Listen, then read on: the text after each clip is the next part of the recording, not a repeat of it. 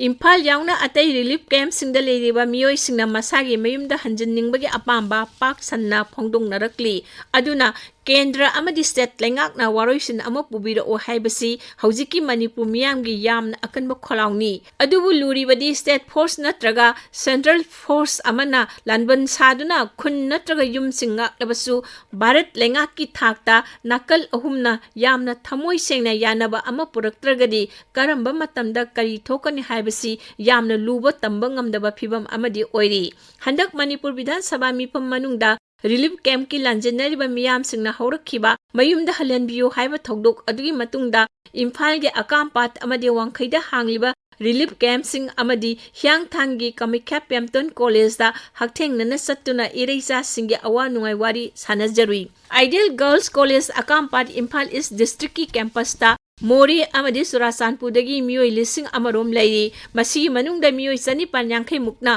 More aduga chama yangkhai mukna Surasanpur dagi lanjenna rakhiba singni More dagi laire lakpam maipak amadi KS khambana haiba matung ina More gi Premnagar Turel wangma Singdong laikai Dharmasala maning More Bazar Sarli Road Hainong Makhong laikai More Khunou laikai na singba mafam singdagi miyoi chanipan yangkhai mukna mafam sida lairi hai Camp Pasilisingani Kulhumdagi Me Taradagi Hanglakibani, Makoi Ayamba Akampat ke Akoibada Su Nom the Hingnavakana Hona Hodi, Sarkana Sungasi Hayengsida Imung Amamamgi as a Wachantang Pirakani Haibigi Asas Zauna Le Hori. Sa Hakthengnaba Seng Hawaii Ising Intang Napi Pumba Sarkana Sang Nine Pidi Haina Pongdoraki, Angang Sing Anakpe School Sing Amadi Ideal Girls College Tambagi Hudong Sabasu Pangi Haidi. Adubu whole amamamda pina khajilaga imung nipu yangkai mu krik krik inana le horiba phibam dudi nungai haibadi ngamlaroi aduna makhoi mayumda hanjinba athuba matamda pamna hoyi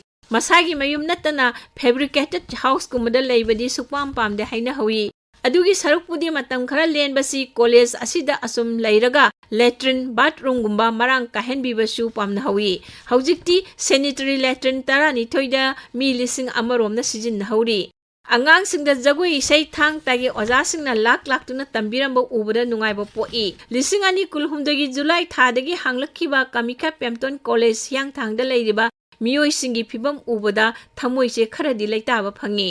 MPC Kawo Local Club amagi volunteer manga amadi lanjenna rekliba miyoi ani punna miyoi taret asaba committee amana camp asida leiba miyoi chahum lomgi awat apa kupsen sena hawi lengai ki makai degi sumi amamamda lupa sama sami sangda pi haina volunteer sana sam joira sang phongdoraki adu wa hairiba senpham asidagi lupa kun kundi sengi mamal oina kaklaga sengdi watana pi su hairi Mafam Masida Surasanpurgi Thengra Laikai, Kumuzamba Maitei Laikai, Tingkang Pai, Yaipokol, All Bazaar, Singhat, Bihang, Kuga Tampa, Waikulok na Singwa Mafam Singdegi Lakpa Miyoi Singna, Hostel gi Kamasa Amamam Pangduna, Ing na Laitana Lehawi, Makuisu Masa na Angamba Takta, Hakthengnaba Amadi Imphal gi Akoibada Thabok Suba Satli Hai. Kamikha Pemton College ki Saukraba Mathol Mari Leiba Administrative Block Ama Foundation dagi hauna Relief Camp ta leiriba singna saba yahonduna hojik pumloi lo heure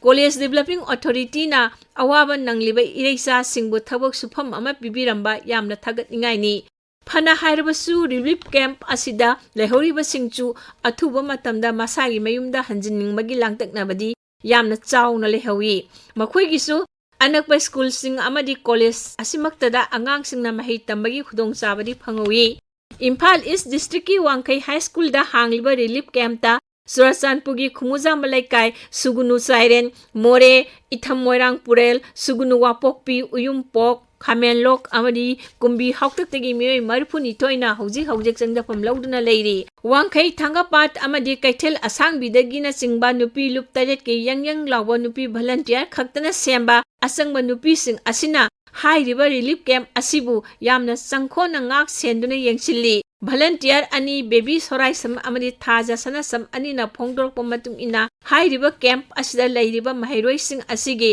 school college ki uniform lairik mingjal sel chathok chasin gi khoros pumnamak lup taret asina pulap sin langduna awat apa amata leitana bo hotnari hairi masida natana nat ki eba pena maitei isai amadi Maitei pungna singbasu sang naina tambiri ꯄꯦꯅꯥꯒꯤ ꯑꯣꯖꯥ ꯗꯣꯅꯥ ꯉꯥꯏꯔꯥꯡꯕꯝ, ꯃꯩꯇꯩ ꯏꯁꯩꯒꯤ ꯑꯣꯖꯥꯁꯤꯡ ꯀꯣꯟꯁꯝ ꯏꯟꯗꯤꯔꯥ ꯂꯩꯃ ꯑꯃꯗꯤ ꯅꯥꯎꯔꯦꯝ ꯚꯥꯅꯨ ꯂꯩꯃ ꯑꯃꯁꯨꯡ ꯄꯨꯡꯒꯤ ꯑꯣꯖꯥ ꯊꯣꯛꯆꯝ ꯁꯥꯃꯨ ꯃꯩꯇꯩꯅ ꯑꯉꯥꯡꯁꯤꯡ ꯑꯗꯨꯕꯨ ꯌꯥꯝꯅ ꯊꯋꯥꯏ ꯌꯥꯎꯅ ꯇꯝꯕꯤꯔꯝꯃꯤ꯫ ꯑꯣꯖꯥꯁꯤꯡ ꯑꯁꯤꯅ ꯁꯅꯥꯃꯍꯤ ꯇꯦꯝꯄꯜ ꯕꯣꯔꯗꯀ ꯈꯨꯠꯁꯝꯅꯔꯒ ꯇꯥꯛꯄꯤ ꯇꯝꯕꯤꯕ ꯑꯁꯤ ꯁꯤꯟꯕꯤꯕꯅꯤ ꯍꯥꯏꯔꯤ꯫ ꯋꯥꯡꯈꯩ ꯍꯥꯏ ꯁ꯭ꯀꯨꯜꯒꯤ ꯔꯤꯂꯤꯐ ꯀꯦꯝꯞ 2012ꯒꯤ ꯖꯨꯟ ꯊꯥꯗꯒꯤ ꯍꯥꯡꯂꯛꯄꯅꯤ ꯍꯥꯏ꯫ ꯃꯌꯨꯝꯗꯒꯤ ꯂꯥꯟꯖꯟꯂꯛꯄꯗ ꯃꯁꯥ ꯈꯛꯇꯃꯛ ꯂꯣꯏꯅꯔꯛꯈꯤꯕ ꯍꯤꯡꯂꯤ ꯍꯥꯏꯕꯇ ꯉꯥꯏꯔꯕ ꯃꯁꯥꯒꯤ ꯃꯔꯝꯗꯝꯗ ꯔꯤꯐ꯭ꯌꯨꯖꯤꯒꯨꯝ ꯂꯦꯜꯂꯤꯕ ꯄꯨꯟꯁꯤ ꯀꯌꯥ ꯑꯁꯤꯕꯨ ꯆꯥꯅꯕ ꯆꯤꯟꯖꯥꯛ, ꯍꯤꯡꯅꯕ ꯂꯝꯕꯤ ꯑꯃꯗꯤ ꯄꯨꯛꯅꯤꯡ ꯋꯥꯈꯜꯕꯨ ꯂꯩꯇꯥꯍꯟꯅꯕ ꯁꯤꯟꯕꯤꯔꯤꯕ ꯂꯩꯉꯥꯛ ꯑꯃꯗꯤ ꯂꯅꯥꯏ ꯂꯨꯞ ꯈꯨꯗꯤꯡꯃꯛꯄꯨ ꯊꯥꯒꯠꯇꯕꯗꯤ ꯌꯥꯔꯣꯏ꯫ ꯑꯗꯨꯕꯨ ꯃꯁꯥ ꯃꯁꯥꯒꯤ ꯃꯆꯥ ꯃꯁꯨꯁꯤꯡꯒꯤ ꯇꯨꯡꯒꯤ ꯄꯨꯟꯁꯤꯒꯤ ꯌꯦꯡꯂꯒ ꯃꯁꯥꯅ ꯂꯩꯖꯔꯝꯕ ꯌꯨꯝꯐꯝꯗꯨꯗꯤ ꯁꯨꯛꯃꯥꯡ ꯃꯥꯡꯍꯟꯕꯤꯒꯅꯨ ꯍꯥꯏꯕ ꯑꯔꯣꯏꯕ ꯑꯀꯟꯕ ꯈꯣꯜꯂꯥꯎꯁꯤꯡ ꯉꯁꯤꯗꯤ ꯀꯦꯟꯗ꯭ꯔ ꯑꯃꯗꯤ ꯁ꯭ꯇꯦꯠꯀꯤ ꯃꯄꯤ ꯃꯄꯥꯁꯤꯡꯒꯤ ꯃꯊꯛꯇ ꯌꯧꯍꯟꯅꯅꯕ ꯃꯤꯗꯤꯌꯥꯒꯤ ꯊꯣꯡꯗ ꯈꯨꯠꯁꯤꯟꯅꯔꯛꯂꯤ꯫